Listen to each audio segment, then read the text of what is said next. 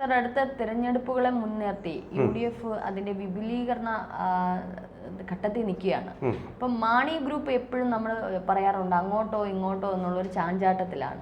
LDF തന്നെയാണോ അല്ലയോ എന്നുള്ളൊരു രീതിയിൽ നിൽക്കുകയാണ്. ചിലപ്പം ഒരു പക്ഷേ BJP കൊണ്ടുപോയേക്കാം. അപ്പം അവർ ഒരു ഇങ്ങനെ മാറി നിൽക്കുകയാണ്. പക്ഷേ പലതവണ അവരെ UDF ക്ഷണിച്ചെങ്കിലും വിട്ടു നിൽക്കുകയായിരുന്നു. പക്ഷേ ഇപ്പോൾ കിട്ടുന്ന ഒരു വാർത്ത എന്ന് പറയുന്നത് LDFുമായിട്ടുള്ള ചില അതൃപ്തിയിലാണ് അവർ മിക്കവാറും UDFിലേക്ക് വരാൻ സാധ്യതയുണ്ട് എന്നുള്ളതാണ്. എന്താണ് ഇതിൻ്റെ കൂടുതൽ വിശദാംശങ്ങൾ? രഞ്ജിനി പറയുന്നത് പൂർണ്ണമായിട്ടും ശരിയാണ്. ഭാഗികമായിട്ട് മാത്രമല്ല, പൂർണ്ണമായിട്ടും ശരിയാണ്.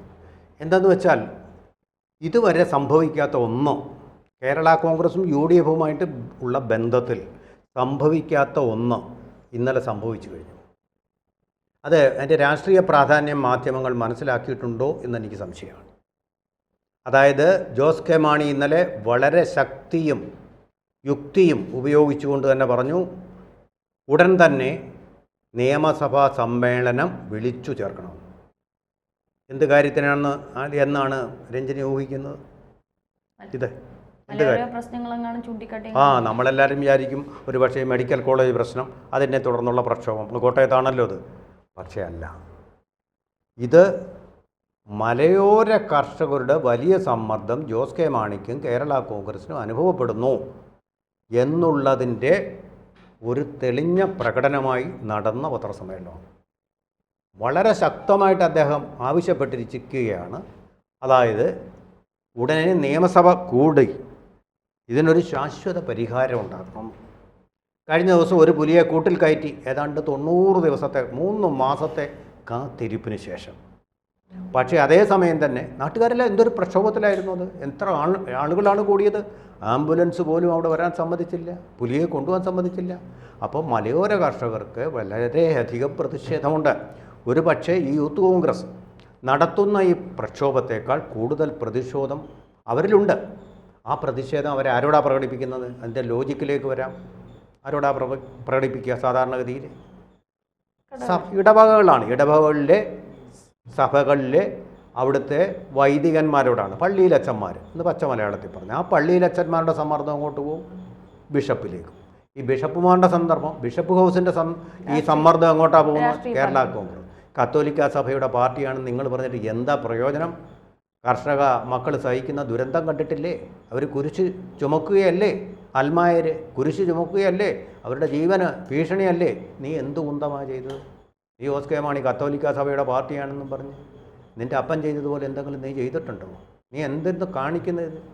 ആ സമ്മർദ്ദത്തെ തുടർന്നാണ്, അൽമായരുടെയും വൈദികരുടെയും കടുത്ത സമ്മർദ്ദത്തെ തുടർന്നാണ് ജോസ് കെ മാണി ഉടൻ തന്നെ കുറച്ച് ആഴ്ച മുമ്പ് ജോസ് കെ മാണി ഇത്തരത്തിലുള്ള പ്രസ്ഥാനം എല്ലാ മാധ്യമങ്ങളും റിപ്പോർട്ട് ചെയ്തിരുന്നു. ഇത്തരത്തിൽ ഞങ്ങൾ LDFിൽ തൃപ്തരാണ്, ഞങ്ങൾ LDF വിട്ട് വരാൻ ഞങ്ങളിപ്പോൾ ആഗ്രഹിക്കുന്നില്ല എന്നുള്ള നിലപാടിൽ ജോസ് കെ മാണി എത്തിയതിന് തൊട്ടു പിന്നാലെയാണ് ഈ പറഞ്ഞോണം ക്രൈസ്തവർ ഒന്നടങ്കം വിമർശനം ഉന്നയിച്ചിരിക്കുന്നു. ഇപ്പൊ സാറ് പറഞ്ഞതുപോലെ ബിഷപ്പുമാരുൾപ്പെടെ മാണി വിഭാഗത്തെ ചെന്ന് കണ്ടിരിക്കുന്നത്. കാരണം മലയോര കർഷകരുടെ പ്രശ്നങ്ങൾ ഇന്ന് നിൽക്കുകയാണ്. അതിൽ LDFിൻ്റെ ഒരു വിരോധാഭാസം ക്രൈസ്തവരുടെ ഇടയിലുണ്ട്.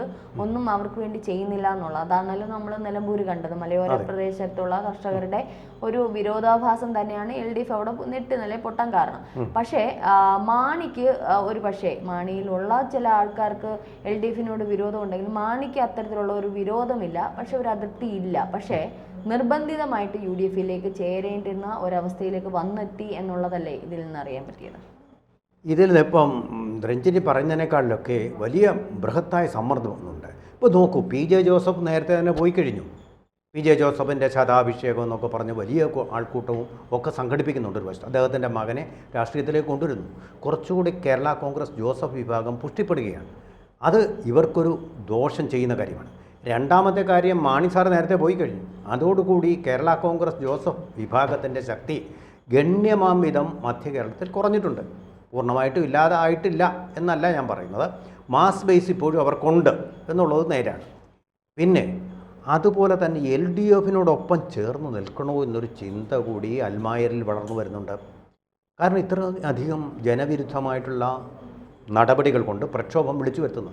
ഉദാഹരണം മെഡിക്കൽ കോളേജ്, 2 മന്ത്രിമാർ പോയില്ലായിരുന്നെങ്കിൽ ആ പാവപ്പെട്ട സ്ത്രീയെ അവിടുത്തെ സെക്യൂരിറ്റി തന്നെ രക്ഷപ്പെടുത്തിയേനെ. ഇവിടെ ഒന്നുമില്ല, അവർ പബ്ലിക്കായിട്ട് പറഞ്ഞു കഴിഞ്ഞപ്പോൾ എല്ലാവരും ഇനാക്റ്റീവായി, അവർ നിസ്സഹായരായി. അതോടുകൂടി അങ്ങനെയാണ് ആ സ്ത്രീ മരിച്ചത്. അപ്പോൾ അതിനെന്തുമാത്രം ഈ കോസ്മെറ്റിക് ചികിത്സ നടത്തിയിട്ട് ഒരു കാര്യവുമില്ല.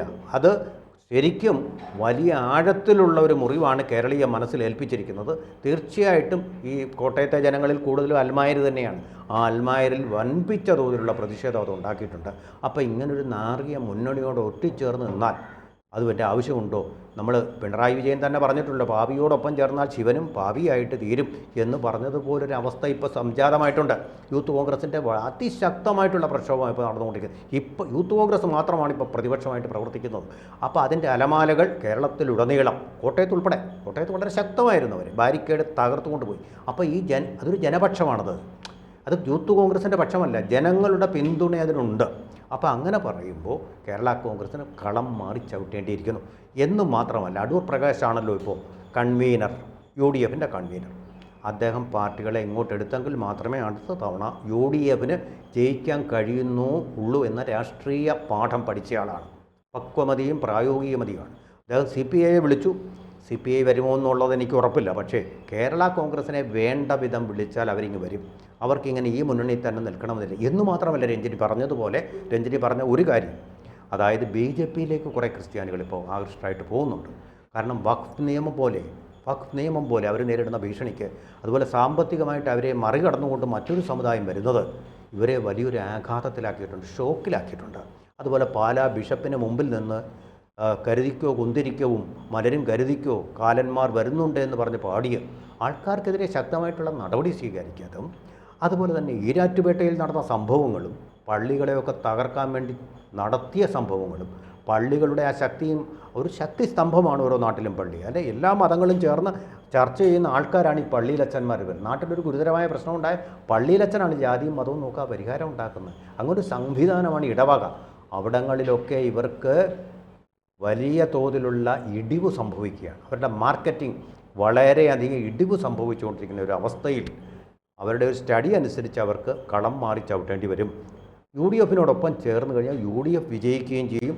പിണറായി വിജയൻ മൂന്നാമതൊരു തവണ വരുന്നത് ഒഴിവാക്കാനും പറ്റും. എന്ന് മാത്രമല്ല, ഒരു കാര്യം കൂടെ നമ്മളോട് ഇതിനോട് ചേർത്ത് വായിക്കേണ്ടതുണ്ട്. ഈ കേരള യാത്ര നടത്തിയല്ലോ പിണറായി വിജയൻ. കേരളം ഉടനീളം ഒരു 1 കോടി രൂപയുടെ വണ്ടി എടുത്തുകൊണ്ട് ആ യാത്ര നടത്തി പാലയിൽ ചെന്ന് പ്രസംഗിച്ച കൂട്ടത്തിൽ അന്നത്തെ MP ആയിരുന്ന ചാഴികാടൻ പാലയുടെ പ്രശ്നങ്ങൾ അവിടെ അവതരിപ്പിച്ചു. അപ്പോൾ വളരെ ക്ഷുഭിതനായിട്ട് കേരള കോൺഗ്രസ് മനസ്സുള്ള ധാരാളം പേര് അവിടെ ഓഡിയൻസായിട്ടിരിക്കെ ഈ ചാഴിക്കാടനെ പൊതു മധ്യത്തിൽ വെച്ച് ആക്ഷേപിച്ചു, വേദിയിൽ വെച്ച് ആക്ഷേപിച്ചു. ഇതൊക്കെ പറയാനാണെന്നാണോ ഈ സദസ്സെന്ന പരിപാടി എന്നാണോ നിങ്ങൾ ധരിച്ചിരിക്കുന്നതെന്ന് പറഞ്ഞ് അദ്ദേഹത്തിന് നേരെ ആക്രോശിച്ചു. അതിൻ്റെ ഒരു മുറിവ്, ആത്മാഭിമാനമുള്ളവരാണെങ്കിൽ അന്നേ പാർട്ടിയിൽ ഈ മുന്നണി വിട്ടു പോകുമായിരുന്നു. അപ്പോൾ അതൊക്കെ ഇനി സഹിച്ചുകൊണ്ട് അടിയും തൊഴിയും ഒക്കെ കിട്ടിക്കൊണ്ട് പോകണമെന്നില്ല. പക്ഷേ ഒരു കാര്യം കൂടെ ഞാൻ പറയാം, റോഷി അഗസ്റ്റിന് ഈ LDF വിട്ടു പോകണമെന്ന് താല്പര്യമില്ല. റോഷി അഗസ്റ്റിനൊഴിച്ച് ബാക്കി എല്ലാവർക്കും കോൺഗ്രസ് B വിഭാഗവും മാറി നിൽക്കുക, ഇടഞ്ഞു നിൽക്കുകയാണ്. അപ്പോൾ അവർക്കെല്ലാം UDFിലേക്ക് തറവാട് അതാണ്. ശരിക്കും കേരള കോൺഗ്രസിൻ്റെ തറവാടെന്ന് പറയുന്നത് ഈ UDF തന്നെയാണ്. അതിൻ്റെ ഹോം എന്ന് പറയുന്നത്, this is a home away from ഹോമാണ് ഇപ്പോൾ LDF അവർക്ക്. അതുകൊണ്ട് തീർച്ചയായിട്ടും അവരുടെ തിരിച്ചുവരവെന്ന് പറയുന്നത് രാഷ്ട്രീയമായിട്ട് പ്രായോഗികമല്ലാത്തൊരു കാര്യമല്ല. പക്ഷേ അതിനുള്ള സമ്മർദ്ദം വരേണ്ടത് ഇപ്പോൾ ജനങ്ങളിൽ നിന്ന് വരുന്നുണ്ട്, പക്ഷേ അൽമായരിൽ നിന്ന് വരുന്നുണ്ട്, വൈദികരിൽ നിന്ന് വരുന്നുണ്ട്, ശരി തന്നെ. പക്ഷേ UDFിൽ നിന്ന് കൂടി വേണം. UDF തന്ത്രപരമായിട്ട് അവരെ ഇങ്ങോട്ട് പിൻവലിച്ചു കഴിഞ്ഞാൽ ഒരു കാര്യം ഉറപ്പിക്കാം, പിണറായി വിജയൻ ഒരു 3ാം ഊഴം ഉണ്ടാവുകയും